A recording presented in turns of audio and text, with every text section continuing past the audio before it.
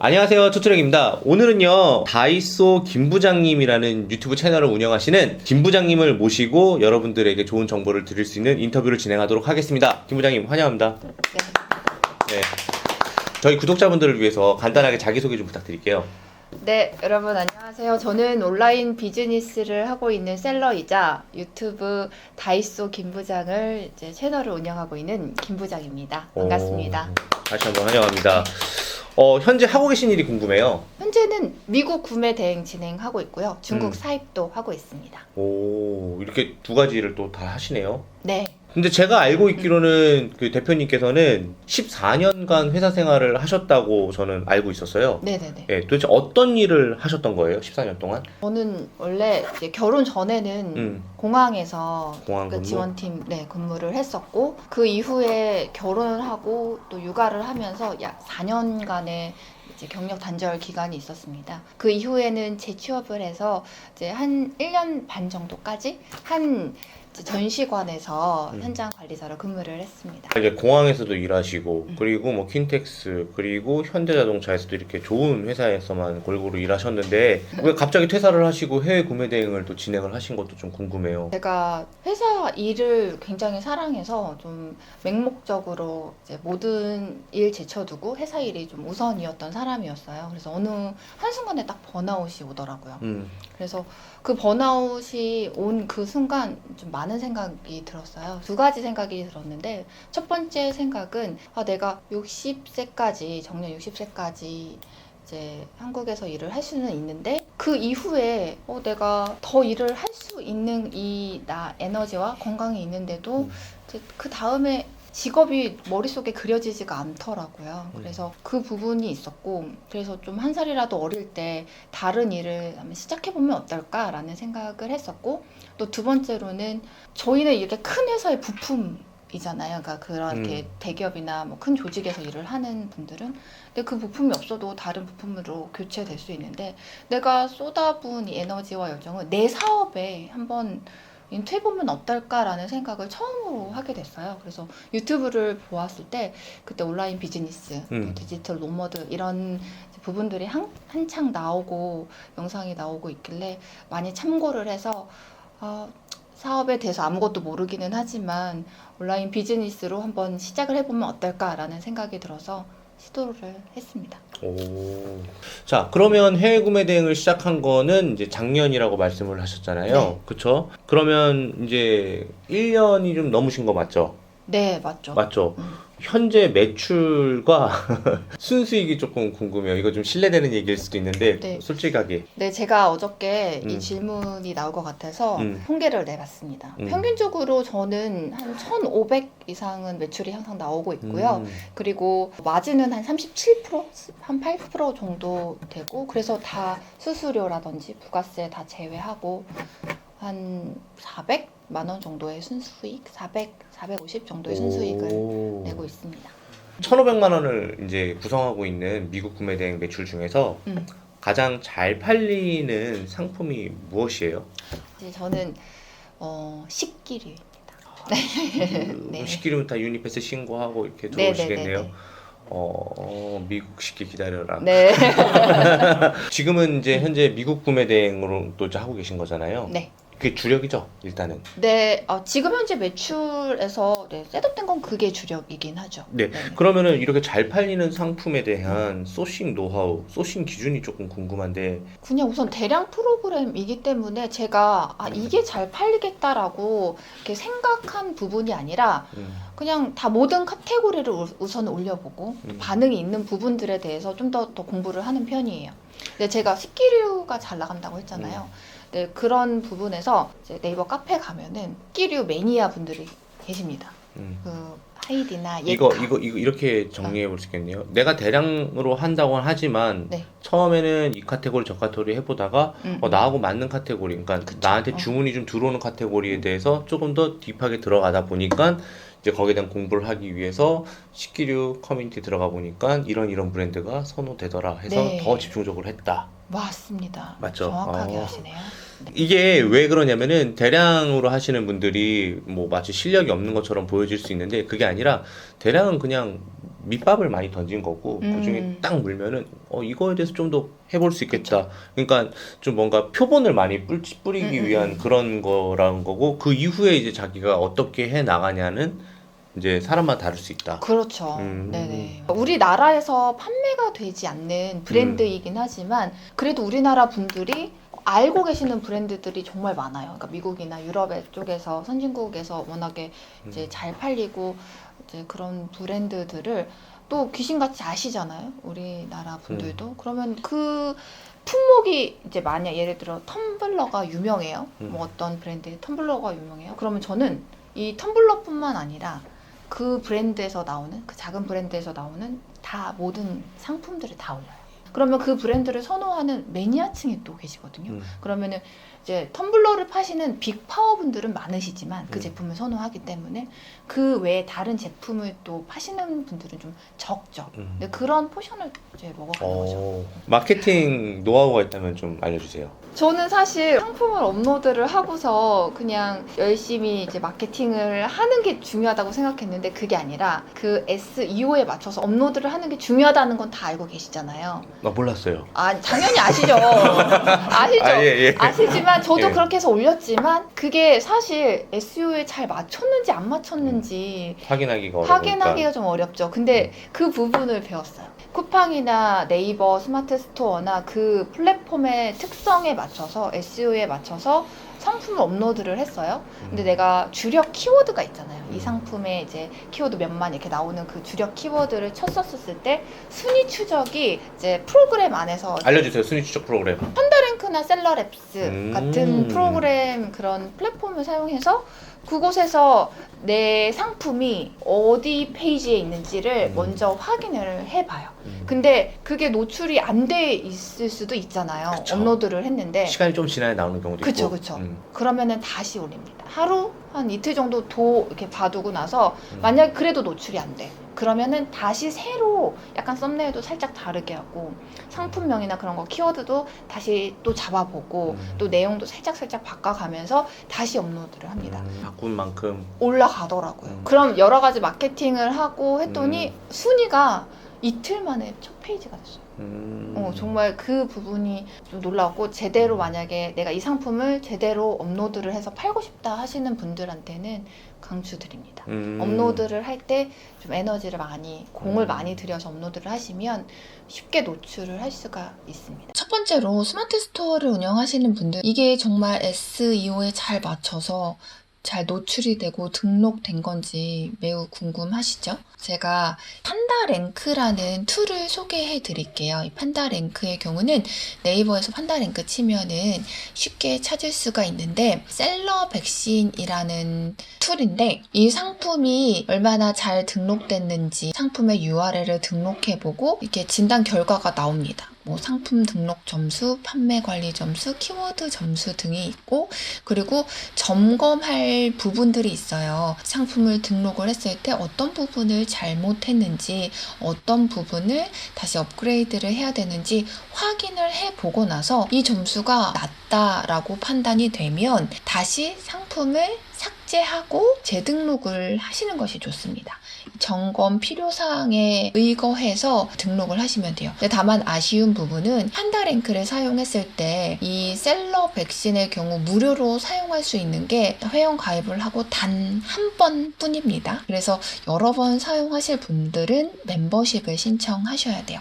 저는 멤버십은 신청하지 않았습니다. 굳이 셀러 백신을 점검 진단을 받지 않고도 순위 추적으로만으로도 충분히 확인을 할 수가 있기 때문이에요. 순위가 잘 안 차게 됐는지 점검을 해보고자 합니다. 여기 스토어명을 꼭 쓰셔야 되는데 띄어쓰기도 하셔야 합니다. 키워드의 경우는 주력 키워드를 3가지를 우선 뽑아 놓으세요. 검색량이 가장 많은 것과 중간 것과 적은 검색량 수. 제일 높은 검색량에서 상위 노출이 된다면 제일 좋겠지만 그러지 못할 경우가 많죠. 그래서 이제 순위 추적을 할 때 가장 높은 검색량을 가진 단어를 집어넣고 어느 정도 위치에 있는지 확인하고 순위권에 없다. 그러면 그 중간 것도 확인하고 그리고 가장 검색량이 낮은 것도 확인을 해서 페이지 안에만 안착이 됐는지 확인을 하면 됩니다. 만약에 페이지 안에 있다라고 판단이 되면 SEO에 잘 맞춰서 업로드가 된 거라고 판단을 하시면 돼요. 11월 검색량이 33,000 정도 되는 이 털 실내화를 분석을 해볼게요. 여기 9페이지 38번째 있습니다. 페이지 안에는 있지만 굉장히 낮은 순위죠. 털 실내화보다는 조금 낮아요. 14,000건 정도 되는 겨울 실내화를 분석을 해볼게요. 7페이지 27번째입니다. 물론 업로드를 바로 하고 노출이 안 될 수 있어요. 하루 정도 지나고 나서 노출 순위를 한번 확인을 하고 그런 후에 검색량 수가 제가 생각할 때 뭐 예를 들어 10,000건, 20,000건 이상 되는 검색량 순위에 노출이 된다라고 하면 이게 SEO에 맞춰서 업로드가 됐다라고 생각해 주시면 됩니다. 여러 차례 확인을 해보고 제대로 업로드를 해야 노출이 또 잘 될 뿐만 아니라 판매가 되어도 순위가 잘 올라가게 되겠죠. 잘 노출이 되는 것이 가장 중요합니다. 노출이 잘 될 수 있도록 잘 업로드된 그 부분을 순위 추적 툴을 사용해서 확인을 해보았어요. 이 스마트 스토어뿐만 아니라 쿠팡도 가능합니다. 쿠팡의 SEO 기준이 네이버와 상당히 차이가 있죠. 쿠팡의 SEO에 맞춰서 상품 업로드를 하게 되면 노출이 됩니다. 근데 판다랭크에는 스마트 스토어밖에 없어요. 그래서 또 다른 순위 추적 프로그램을 알려드릴게요. 셀러랩스라는 툴입니다. 네, 셀러랩스라고 치면 역시 마찬가지로 툴을 쉽게 사용하실 수 있어요. 여기 스마트 스토어도 물론 있고 여기 쿠팡도 있죠. 쿠팡 순위 검색 있죠.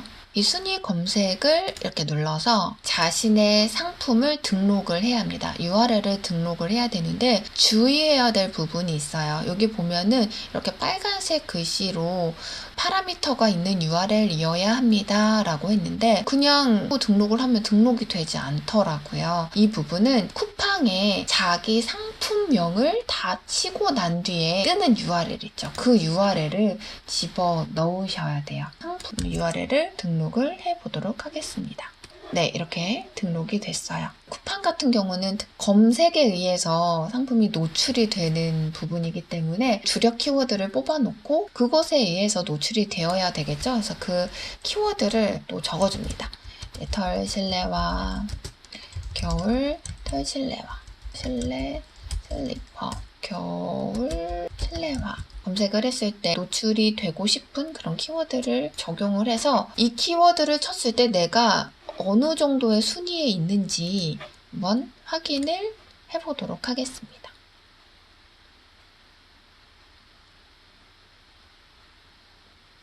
네, 이렇게 순위가 나타났죠. 쿠팡의 경우는 10페이지 정도까지밖에 순위 추적이 돼요. 이 순위가 업로드를 하고 바로 확인을 하는 게 좀 어려울 수 있습니다. 네, 특히나 상품 키워드를 쳤을 때 1페이지의 배송이나 Z배송의 상품들이 많은 경우에는 10페이지 안에 안착되기가 쉽지 않을 수 있어요. 네, 그렇지만 상품을 어느 정도 SEO에 맞춰서 잘 올리고 잘 팔린다, 광고도 해서 어느 정도 올려놨다 싶을 때 다시 순위 검색을 해서 내 상품이 어느 정도 위치에 있는지 확인을 하고 여러 가지 마케팅 방법을 생각해 주시면 되겠습니다. 여기까지 스마트 스토어와 쿠팡 노출이 되고 있는지 잘 등록이 된 건지 이제 확인을 하는 순위 추적 프로그램 두 가지를 알려드렸어요. 초보 여러분들께서는 이 툴들을 사용하셔서 순위 추적을 해보고 상품 업로드가 잘 됐는지 확인을 하시면 되겠습니다. 대표님이 말씀하신 거를 조금 요약을 하자면 네. 마케팅을 이제 실전으로 이제 상품이 올라간 다음에 이제 액션을 거는 그냥 퍼포먼스도 중요하지만 이제 그 전에 내가 가장 좋은 상태로 퍼포먼스를 진행하기 위해서 그걸 네. 하는 게 중요한데 내가 상품 상세 페이지를 올렸을 때 판다랭크라든가 셀러랩스 그 판다랭크는 네이버 스스가 되는데 쿠팡이 안 되거든요. 근데 셀러랩스는 쿠팡도 아우 됩니다. 좋은 거 알려주셔서 감사합니다. 그렇게 해서 내 순위가 몇 번째인지 확인을 하면서 수정하면서 최대한 앞으로 옮길 수 있는 만큼 올리고 그렇죠. 순위가 검색이 그 페이지에 그치. 나오기만 하면 돼요. 그러면 됩니다. 네. 그렇게 한 이후로 이제 내가 실행하고 싶은 마케팅 여러 가지 기법을 사용해서 그렇죠. 판매에 매진을 해라. 네. 근데 이제 많은 사람들이 제일 겁내하는 게 사실 이제 주문이 딱 들어오면은 덜컥 들어오면은 뭐 고객한테 전화하고 막 이런 걸 되게 겁내해요. 오, 그렇죠. 뭐 행여나 뭐 개인 통관부를 안 적어주시거나 엉뚱하게 적어주시거나 음. 뭐 그럴 경우 뭐 옵션에 변경이 있거나 한데 근데 그럴 경우 CS는 어떻게 해결하셨는지 처음에는 제가 안 무서우셨어요? 고객한테 전화하고 이러는 게? 무섭죠. 그쵸. 무섭기는 모르는 한데, 사람이잖아요, 진짜. 그렇죠. 근데 이제 그래도 직장 경력이 있다 보니까 음. 좀 더 좀 소심하고 뭐 부탁조로 나가면 오히려 음. 고객님들이 신뢰를 못 하세요. 그래서 저는 좀 강한 어조로 안녕하세요 상호만 딱 밝히고 저는 CS 담당하는 직원입니다. 이런 부분에서 문제가 있으셨는데 라고 오히려 강하게 그렇지만 부드럽게 말을 하면 오히려 그 부분에서 전문성이 뭔가 여기는 있어 보이는데 라는 그런 생각을 막 하시는 것 같더라고요. 그래서 그 부분을 먼저 이렇게 치고 예. 나가고 그리고 난 뒤에는 사실 고객님들이 원하는 대로 제가 처리를 해드렸죠. 자, 초기 자본은 얼마나 가지고 시작했을까요? 그 초기 자본 1,000만 원 가지고 그냥 시작을 했어요. 그래도 돈이 필요할 것 같아서 1,000만 원 이제 그 이상은 쓰지 말아야지라고 생각하고 우선 1,000만 원으로 했습니다. 1,000만 원보다 조금 적어도 시작이 가능할까요? 가능하다고 저는 생각이 들어요. 한 500만 원은 이제 있으면 가능할 것 같습니다. 대표님처럼 천천히 나와서 이 정도 매출을 하는 데까지는요. 네. 대표님께서는 해외 구매 대행을 진행하시면서 시작하자마자 첫 달에 순이익 100만 원을 내셨다고 하셨어요. 네. 사실 초보자분들 목표가 그렇게 막 크지가 않아요. 처음에는요. 일단 100만 원만 빨리 벌었으면 좋겠다라고 생각을 하는데 어떻게 그렇게 첫 달 만에 딱 100만 원의 수익을 냈을까요? 그럼 대표님의 그 전략과 노하우가 물론 초보였긴 했지만 그 당시에는 어떻는지 좀 궁금합니다. 저는 그때 온라인 생태계에 대해서 아무것도 모르고 있었던 상태여서 오프라인 수업을 들었어요. 그래서 오프라인 수업을 들으면서 이렇게 주변에 사람들을 많이 관찰을 하게 되더라고요. 예전에는 신경을 하나도 쓰지 않았던 그 사람들의 이제 입고 먹고 뭐 이제 휴대폰 보고 하는 그런 부분들이 많이 신경이 쓰여서 유심히 관찰을 해보고 사람들이 어떤 부분에 관심을 갖나라고 생각을 해본 결과 그때 당시 이제 삼성 갤럭시 Z 폴더가 이제 나왔을 때거든요. 그래서 정말 단순하게 G 폴더야 아니면 G 플립? Z 플립. G 플립. Z 플립이 나와서 단순하게 생각했어요. 아, 그럼 케이스를 한번 올려볼까? 그래서 케이스를 올렸고 또 팔리기 시작하니까 워치 스트랩을 한번 같이 팔아볼까? 나왔죠 아마 G 워치 4가 같이 나왔죠. 그쵸. 예. 그래서 올려볼까 해서 올렸는데 그게 쿠팡 스마트 스토어에서 대박이 난 거예요. 그렇죠. 오, 첫 달 하자마자 바로 빵. 네, 좀 그래서 같이 이제 들었던 동기들이 좀 놀랐어요. 오. 제가 운이 사실 좋았던 거죠. 네. 아, 운이 좋은 게 아니라 주변을 많이 관찰하는 그런 좀 게 있으신 것 같아요. 그냥 관찰하고 그냥 출시가 됐는데 제가 갤럭시를 팔 수는 없잖아요. 그러니까 네 케이스를 판 거죠. 여기서 되게 좋은 이야기 해주셨는데 네. 저 같은 경우도 주변에서 되게 많은 관찰을 하면서 상품을 소싱을 많이 하는 편이거든요. 뭐 저희 구독자분들은 아시겠지만 제가 하는 헬멧이라든가 뭐 샵 디스펜서라든가 이런 것들은 전부 다 주변을 관찰해서 했어요. 그래서 여러분들도 처음에 김 부장님처럼 이렇게 주변 관찰해서 소싱을 하시면 좋을 것 같다는 생각이 갑자기 드네요. 대표님이 그 저한테 그러셨잖아요. 나는 정말로 이 사업이 처음이었고 태어나서 사업을 해볼 생각을 한 번도 해보지 않았는데 네. 우연히 이렇게 와서 사업을 하고 있다. 네. 근데 지금 1년 좀 넘었지만 어쨌든 그 시간 동안에 뭐 만족할 만한 목표도 이루게 됐고 중간 목표 이루게 되었는데 완전 처음이었고 완전 모르는 상태였어요. 그랬을 때 처음에 이 사업을 보고 이제 시작을 하려고 하는 사람들이 얼마만큼 정도의 노력을 해야 될지 궁금하거든요. 근데 대표님께서는 처음에 이 사업을 얼마만큼 시간과 노력을 투자를 해서 이렇게 만드셨을까요? 저는 이 큰 흐름을 파악하고 그리고 이제 키워드 공부 또 이런 카테고리 하나하나 다 이제 상품을 올려보는 이제 업로드 기간 이런 게 구매 대행에서는 반드시 필요하다라고 생각을 하거든요. 그때 당시 이제 작년 11월, 12월, 1월 이럴 때는 한 10시간 이상은 한 꼬박 올렸어요. 업로드를 계속하고 키워드 공부를 계속하고 했습니다. 지금 굉장히 많이 바쁘실 거예요. 구매 대행도 하고 그리고 유튜브도 촬영하고 하시는데 대표님 하루 일과가 조금 궁금해요. 아침에 일어나서 사무실에 갑니다. 사무실 어디 있어요? 집 근처에 집 있어요. 근처에요? 네, 오, 집 좋네요. 근처에 있어서 사무실에 가서 우선 제가 하는 것 중에 제일 중요한 게 이제 요즘 흐름을 이렇게 살펴보는 거예요. 뉴스를 보신다는 분들도 계시고 뭐 인스타그램에 요즘 트렌드를 읽어보신다는 분들도 계시고 한데 이제 11번가, 네이버, 쿠팡 여기에 맨 앞에 이제 나와 있는 상품들이 무슨 상품인지 보고 또 이제 1부터 100까지 상품이 어떤 상품이 잘 나가는지 확인해보고 날짜 쓰고 날씨도 쓰고 무슨 이제 특별한 이제 이벤트 같은 날인지 뭐 예를 들어 크리스마스나 발렌타인데이나 뭐 이런 거를 기입을 하고 또 상위에 노출된 이 상품들이 어떤 상품들이 있는지 뭔가 특이한 상품들이 있는지 그거를 기록을 하라. 아침마다. 그리고 네. 오후에는요? 안 해요? 유튜브 편집. 유튜브에 많이 할애하시고. 네, 그리고 사입 상품 광고 같은 거 음. 다시 맨날 체크해서 이제 다시 이제 좀 광고를 집어넣기도 하고 지금 현재는 그렇게 진행 중이고 그리고 제 퍼스널 브랜딩을 하기 위해서 좀 요즘에 공부를 합니다.